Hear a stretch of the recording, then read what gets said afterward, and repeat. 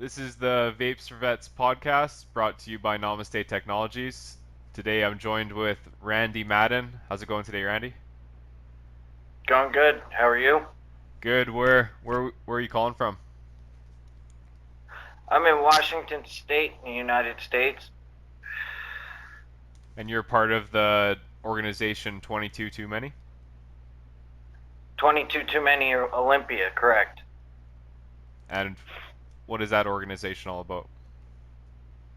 We're a veteran organization raising awareness about the veteran epidemic and the suicide rate. It was at 22 a day on average for our veterans that are committing suicide, and it's just a ridiculous number. So we're out there raising awareness and doing everything that we can to help veterans from getting that depressed to where they would think about taking their own lives. And are you a veteran yourself? Yes, I am. I served a little over 4 years in the United States Army in the infantry as a mortarman. And I did 1 year in Iraq from 2004 to 2005 is called OIF 3. And you were part of a striker unit, correct? Yes, I was. I was one of the first two striker units or infantry units to transfer over to a striker unit, which made our light infantry unit mobilized and a lot quicker to deploy and more efficient during combat because we weren't so tired from moving all our equipment. So they were like light armored vehicles you guys would all pile into and it would move you to the objective? Correct. Because like how much pounds of gear are you carrying on any given time? As a mortarman in the infantry, I could be carrying anywhere around 60 plus pounds. And what would be distances of operations like when you're leaving your base? Like how far would you sometimes have to travel carrying all that weight? We would have to do 20 plus miles. And for everyone listening who's never carried weight for long distances, that can be hell on the body, I bet. Oh, it is very strenuous. I've never That's done. why Oh, go ahead. PT is very important. Yeah, they drill that into you, don't they? Yep, every day. How many guys can fit in one of these vehicles? Depending on which type of striker vehicle you're using, there was the infantry carrier, there was the mortar carrier vehicle, and there was also the tankers version of the striker. And you could carry anywhere between, let's say, seven to 15 people, depending on which vehicle you were in. And all the gear on top of that. Including the gear, yes. And you said you've done one tour. What's an average tour length? An average tour these days is a year or a little longer. My tour was a few days shy of a year, but I've also heard of other guys that have gone out for 16 months or a little more than that. And on average, how many tours would a person in the military in the States have over a career? Uh, Nowadays, it's 3 to 6, depending on how long you're in for.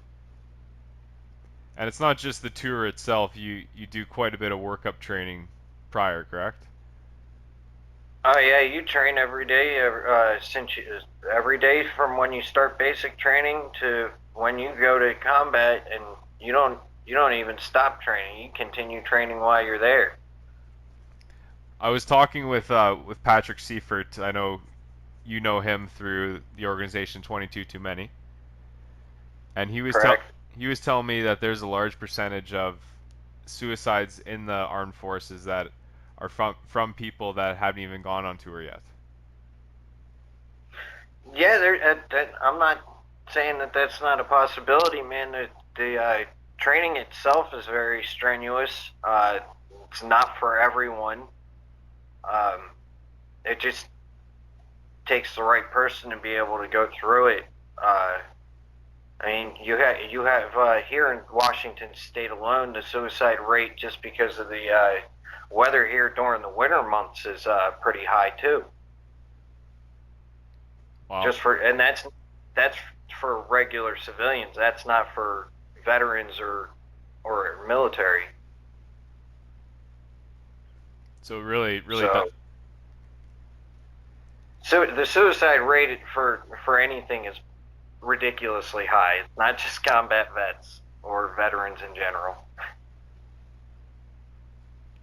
I didn't even know that. Is there? Do you have an idea of a reason for that? It's the lack of vitamin D from the lack of having the sun around. It gets really cloudy out, and it just causes a lot of people to be depressed.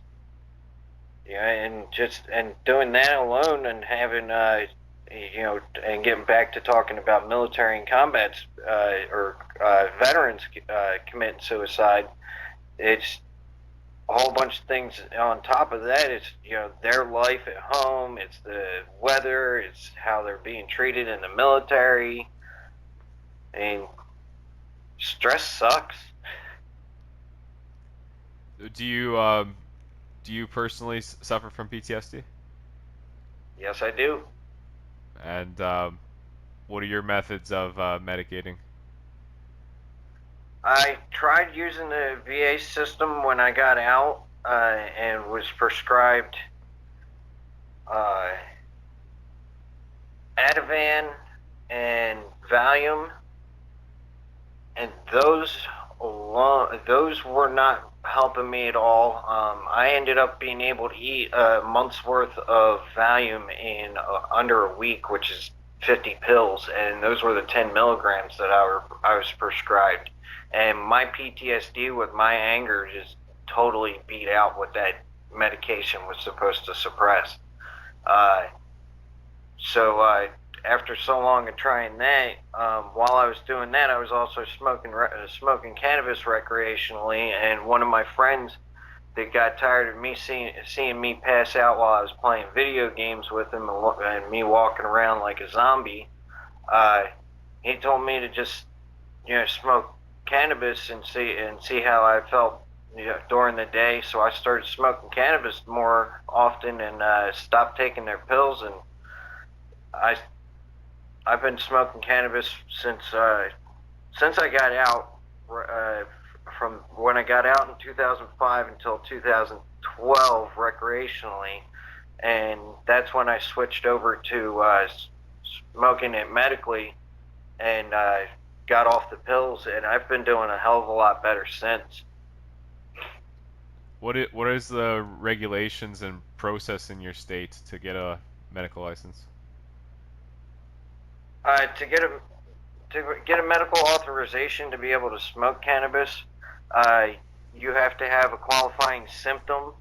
And in 2015, our members of our organization helped put together a bill and submit it to our government here in Washington State, and we ended up being able to put TBI and PTSD on to the qualifying symptoms for medical marijuana here in Washington State. Other symptoms you could have like intractable pain, um, depression's another one, glaucoma, cancer. Yeah, pretty much the basics for any of the requirements for medical cannabis. But that's it. You get a license. There's no reimbursement. There's no helping out getting the tools you need. No, there's no help from the government on this. We're still working on that.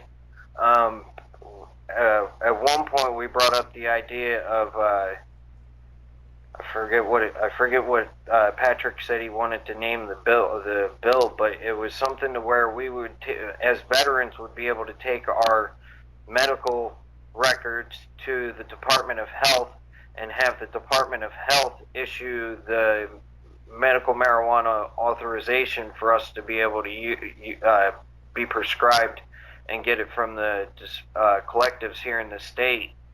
But that would help make it to where we don't have to pay for the authorization, but we'd still have to pay for the medicine. And how much is the authorization? Depends on where you go. I go to this one place. I only had to take my medical records there one time, and then they hold them on file if we're going to keep using that same naturopathic doctor. And I decided to keep the same doctor, so I didn't have to carry my medical records around. And they charge $100 for renewal in cash, and $102 if you use a debit or credit card. And for you, like the amount of medical cannabis you need, what's the ballpark for what you need to spend a week in order to be medicated? And of course, you don't have to disclose that, but just curious on what the prices are in Washington State. A week I couldn't tell you because I buy for more than a week at a time, and it's about $1,000 a month. Wow, that's uh, that's a hell of a bill to for something you need to have on top of all your other bills. It sure is. Do you think it's Yeah, man. go ahead? $1,000 a month. $1,000 a month, 12,000 in a year. That here in this state, that's a new Kia every year. Do you foresee in the foreseeable future that veterans will get reimbursements like up here in Canada? I've heard something like that happening in one of the other states around here, where you can take your if you get a receipt for it from the collective or dispensary that you go to. Uh, some states, or at least one of the states here, you can take your receipt to the VA, and the VA will reimburse you. Or there's another organization, Vapes4Vets, I think is what it's called, and if you're in the right state, if the state that you if the state you reside in has the right laws that they can go by, then they will donate cannabis to you no charge, or at a decent discounted price. You said dispensaries and collectives. What do you mean by collectives? I've never heard that term before. Medical collective is where you have one spot where you have a couple different growers gather at, and through there they distribute their medicine. Okay. Is it cheaper than a dispensary, or is it all the same? It In the long run, because of the taxes, it was. The taxes were cheaper before they came out with the recreational dispensaries. And in Washington State, it's legal recreationally, correct? Yes, recreationally and medically. Michael and But oh, go ahead. I've also heard that it's been medically legal for you to use cannabis in this state since 1997. Wow.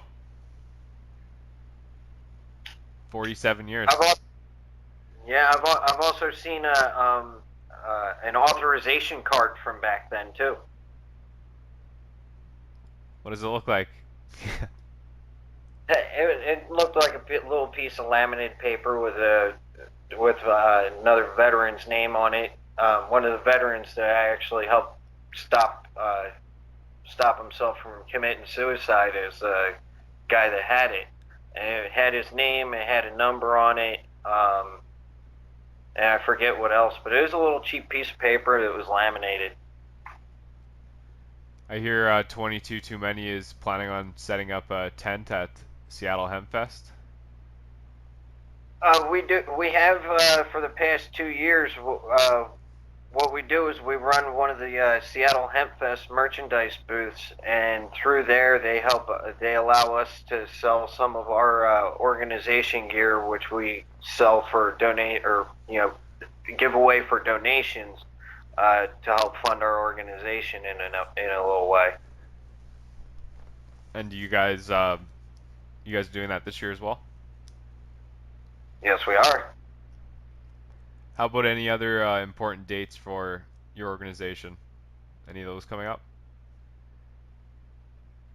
July 22nd, we're having our third annual celebration march for PTSD and TBI being added to the qualifying symptoms for medical cannabis here in Washington State, because our members, like I said, were part of that, getting that taken care of and having that added to the qualifying symptoms. So we have a celebration rally. It's not a no way in any form any kind of a protest march. And we're celebrating having PTSD and TBI added to the qualifying symptoms for medical cannabis, and how cannabis helps save our lives every day, and how it helps us fight the symptoms that are causing our ailments, whether it be combat PTSD in general from another job or something else that happened in your life, or how it helps cancer survivors come back and get better from their cancer, or anybody that's had a tumor, people that are fighting seizures and stuff like that, and they all come out and tell us how it helps them, and we all gather and show our support for everybody. Your organization is great. What's your position in it?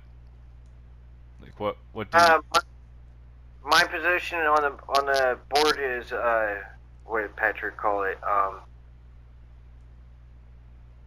What am I? I'm he gave he I'm a security guy on the board, because I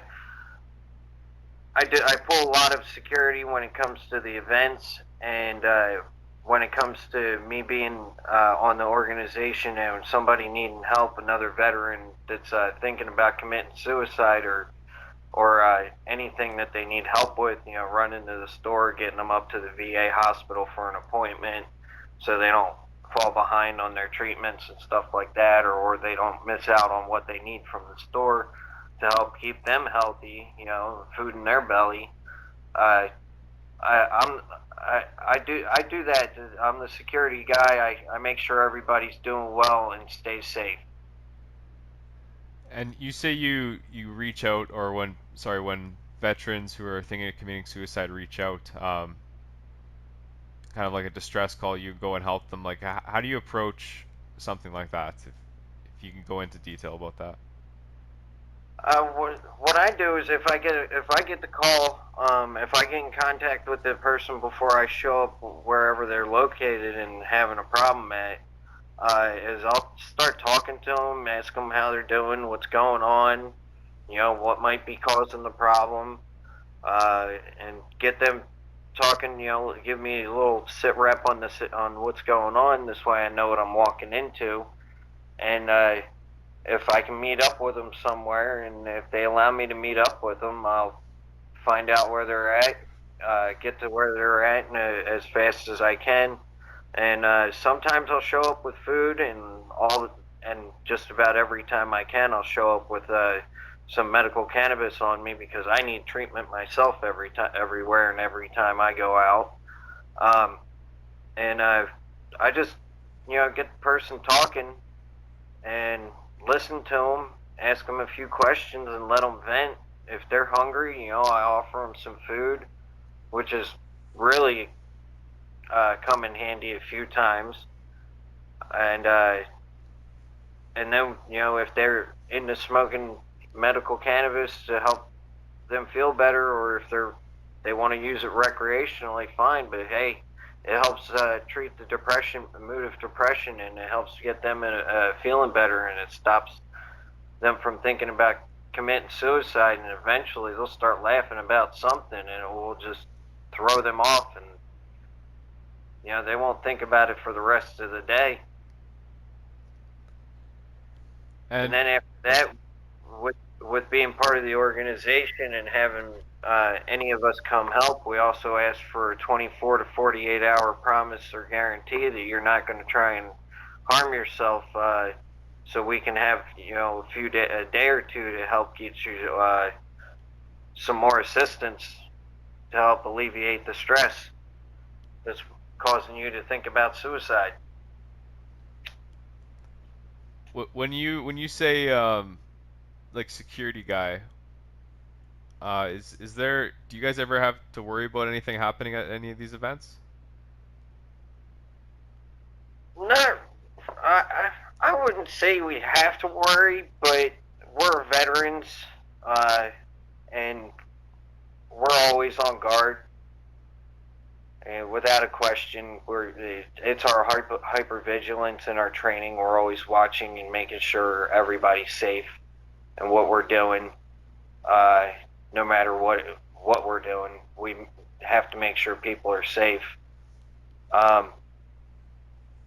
With the way things are these days, gatherings anywhere are a target for terrorists or anybody that wants to go off on a bad day and cause a lot of harm. Any gathering anywhere would be prime place for that, and you see that all over the news these days. Anytime there's even a gathering on a corner next to a street, you have to watch out for a truck or a car jumping off the curb because terrorists are now plowing through people with vehicles instead of setting off bombs. It's ridiculous.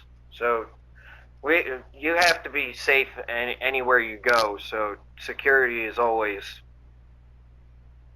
one of the first things that comes up.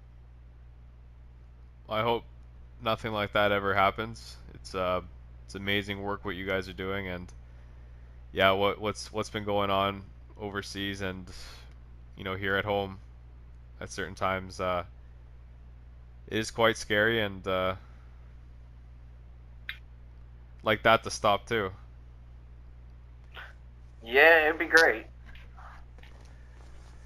So Randy, is there anything else you'd like to talk about before we get out of here for the night? I would like to say that medical cannabis does save lives. It doesn't only save the lives of the people using it. For combat veterans like me, or any of us that think about suicide, that it helps us alleviate the stress and not think about taking our lives. But it helps save the lives of others that piss us off on a daily basis, and provoke us to the point to where we want to take their lives, and because they cause us to feel threatened. And just in general examples, people on the street, not driving properly, blowing through stop signs, almost running into me like they do on a daily basis here in this state, which is ridiculous. Anybody that you go to work with that starts yelling at you, that makes you feel like you're being attacked. Um, when I was working, which is one of the reasons why I don't anymore, I used to yell at other people because they'd cause me to feel like I'm being attacked because they're doing their job wrong, makes me work harder, and it makes me feel like they're shooting at me. It's like friendly fire, man. I had to suffer through that in Iraq too, unfortunately. But cannabis saves lives. It's not just something fun to do if you use it recreationally. It's a medicine for most of us. They use it as that. It's not cheap. The governments do need to stop saying that it's a negative drug, and we need to get rid of it. It causes a bunch of people to go out, commit crimes, and shoot guns, blah, blah, blah. That's a bunch of crap. If you use it properly, if you're educated and you're responsible, then there's no problem with it. And I saw a funny meme the other day that says that that by now we've had as many deaths caused by cannabis overdose as we've had deaths by gores by unicorn. I'm gonna guess they're both 0. Exactly. I just thought that was a funny meme. Yeah. When you say use properly, have you witnessed any negative effects from using medical cannabis? I've seen a lot of people cause accidents. I've seen people get clumsy. They make mistakes. It's because they're not responsible enough and being able to handle it properly, or they might not, or they probably shouldn't even be using it in general. It just might not be for them. But because of the irresponsibility of a lot of people, they just go and do it anyway and think that it's funny to cause a mistake and cause a problem for others, but it's not. Sounds like you have a little bit of experience with that, seeing that. Well, yeah, people get clumsy. It's just like people getting drunk. Some people act like they're drunk when they're high from using cannabis. It's just, you know, their personality, and that's the irresponsibility or irresponsible personality. Are different strains better for treatment of PTSD? That depends on the person. That really depends on the person. I benefit more off of strains with higher THC in them because it affects the brain more, and with that, it helps me with my depression. It helps me with my anxiety. It helps me with my panic attacks. It helps me lower my stress, and it helps me be able to deal with people that cause me a problem on a daily basis, more to where instead of flipping out on them to the point to where it looks like I'm going to kill them, I just more blow it off and go, it's just a material thing. It's like it doesn't matter. Somebody spills a beer on my rug or breaks a glass. They let my dog run out the door, something like that, being irresponsible and neglectful because they're a little inebriated at the time, under the influence. Now I just blow it off. What methods do you use to use your medical cannabis? I roll it up in papers just like you would tobacco and smoke a joint. Do you notice any negative effects from that? Because you're technically smoking, right? Like there's carcinogens, there's tar from the paper. Do you notice any effects on you from that? Nope. No, Can't I argue don't with feel that. I don't feel any negative effects from smoking this flower. The carcinogens are bad. Something in the papers may be bad, but I use brand papers that are raw. They don't put any additives to it. They don't bleach their papers, and yeah, I don't feel any negative effects from it. All right. For shortness of breath. Sometimes I might cough, but that's what happens when you inhale a foreign substance into your body. I was gonna ask you like how many grams would you say you need a day? Like here in Canada, veterans they were getting reimbursed for 10 grams a day, and that was reduced to 3. Like how much does an average veteran need a day to treat their symptoms? Again, that depends on the person. Me, I need probably 10 to 15 grams a day. So how often would you say you need to smoke a joint? I As don't often as possible. as often as possible. I don't know the sizing for like how much you put in a joint, so I was wondering like how many joints you need a A, day, li- how often. a little less than a gram. Okay.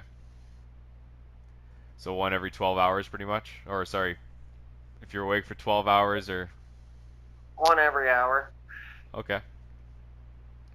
That's what happens if you miss a couple hours or if you don't have access to any or have you not been in that position? I have been in that position. I better be sleeping. It's does it suppress a lot of anger, would you say? It, yes, it greatly suppresses the anger. I know rage is one side effect of PTSD, and It, it, that's one of my that's one of my worst ones. And like I said earlier, an example, one of the people that would set you off on a daily basis is somebody on the road. I was going through a traffic circle earlier, and this person blew through the yield sign, doing at least 25 miles an hour, and almost hit my front passenger side. If I didn't stop, they would have hit me, and all I did was honk my horn and was like, what the hell? Instead of screaming my head off at somebody that can't hear me, you know. So all I did was, what the hell, and honk my horn instead of screaming my head off, trying to chase after the guy. I continued on my way. what kind of other symptoms do you have, or would someone with PTSD have? Rage, insomnia, anxiety, panic attacks, anxiety attacks. Um, what else? Gross impairment of communication is one of my favorites because that causes me a lot to be able to curse in some situation. uh, I'm really trying to control that one right now, as you can tell. Yeah, well, that's good. Um, Emotional numbness, hypervigilance, which is always being on high alert, looking around at everything, monitoring or watching everything that moves. Uh, what else? I got something that the VA hasn't diagnosed me yet, but I've looked it up. It's the VA does know about it. It's called dermatillomania. Um, like some veterans, because of the stress or anxiety, they start to either get that twitch or they start to stutter a lot. Um, and some others start to scratch. Uh, Scratch behind the ears, the neck, the back of the neck, the back of the head, inside the ears, the legs, their thumbs, knees. Me, I scratch my shin, I scratch the inside of my ears, I scratch behind my ears, I scratch the back of my head, and my eyebrow. So I have little scabs running up and down my leg, and every once in a while you'll see me with a scab on my eyebrow, and most days you'll see me with scabs inside my ears if they're in the right spot. And does your medical marijuana does it suppress all these symptoms, or do you need to use some other sort of medication or another option to help with the symptoms? Um, a lotion for the dermatillomania for the scratching sometimes helps. The cannabis does help. But there's that deep, the not intentionally repressed memories and stress that still comes out, that you're not intentionally doing, but it's subconsciously just showing itself, and that's what I say causes the scratching. So the lotion is like to protect the skin, but marijuana stops you from scratching. It kind of does. It doesn't all the time, but it, it helps. And what do you what else beside medication do you do for stress, or do you service dog, Exer- exercise? Exercise, and yes, I have a service dog too. Exercise is important. If you don't, if you don't wear yourself out, you're gonna start having problems. It's better to exhaust yourself during the day when you have PTSD, and not in a stressful way. Exhaust yourself, but but exercise is not that stressful. Uh, I started doing kickboxing a couple of weeks ago, and that helps. Um, Running, walking, playing with my service dog, uh, and mindless yard work. That's just lose yourself in some grass. Yep. More Or ways more ways than sweeping one. the sweep the driveway, mow the grass, go out and rake the yard. You know, do something to keep yourself moving that's not stressful. Something to where somebody's not in your ear barking at you, giving you orders. And what's your dog's name? My dog's name is Cindy Lou Who. Yeah. The viewers can't see, but you smiling away as soon as I brought the dog up. Yeah. Yeah, her name is Cindy Lou Who. What kind of dog? She's an American Pit Bull Terrier, and she's 2 years old. She's all black with a little bit of white on her. The white is on her paws and on her belly. And I named her Cindy. Cindy after one of my best friends from when I was growing up, when I was a teenager, and because of my rage from my PTSD, I consider myself to be a Grinch, uh, especially around Christmas because I was in Iraq during Christmas, and that Christmas just sucked.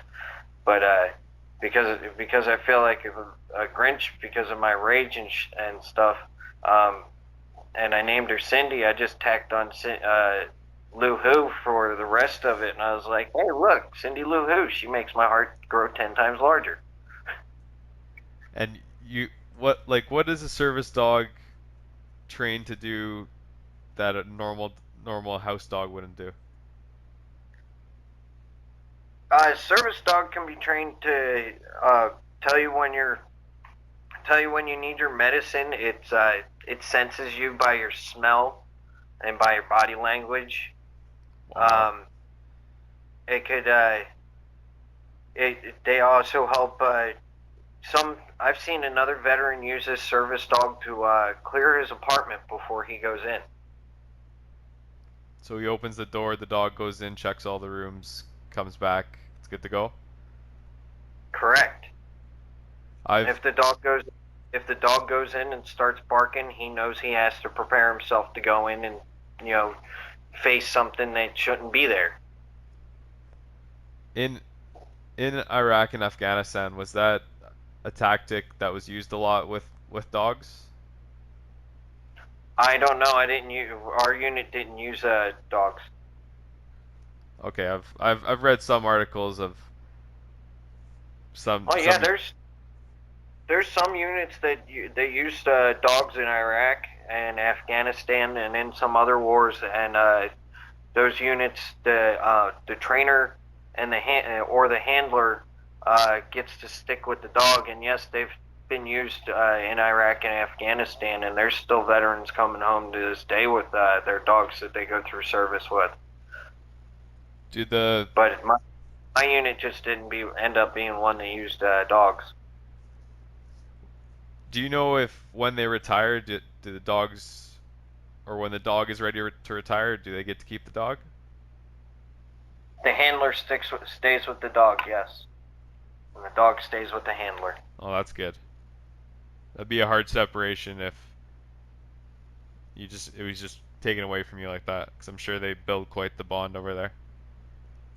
Oh yeah, that's how it is with all dogs that I know of that I've heard about in any service, from military to firefighters to the canines used in the police force. They all stick with their handlers even when retired. And how much training did Cindy Lou go through? Cindy Lou has only been through the training that I've put her through. She hasn't. I've read that she doesn't have to be specifically certified trained by anyone. She's trained to be around me. She's trained to distract me when I'm getting mad out. When I take her for walks, she knows to pull on the chain and just go. I'm going to stick my nose in this for a minute.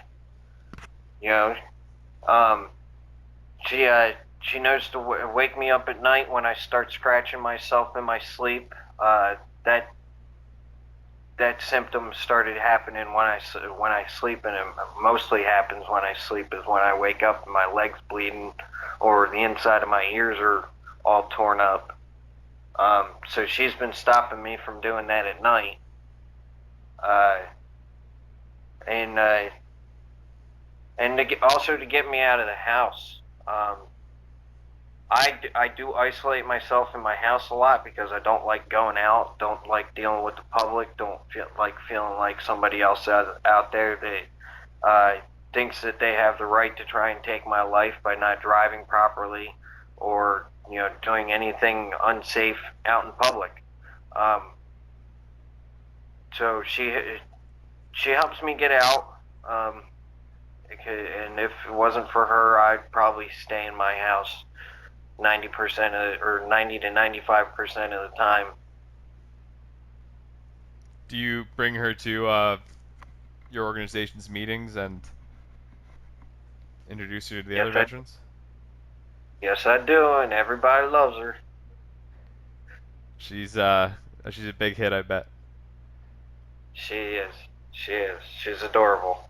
Is there a lot of veterans that like in your circles that do have dogs? Quite a few, yeah.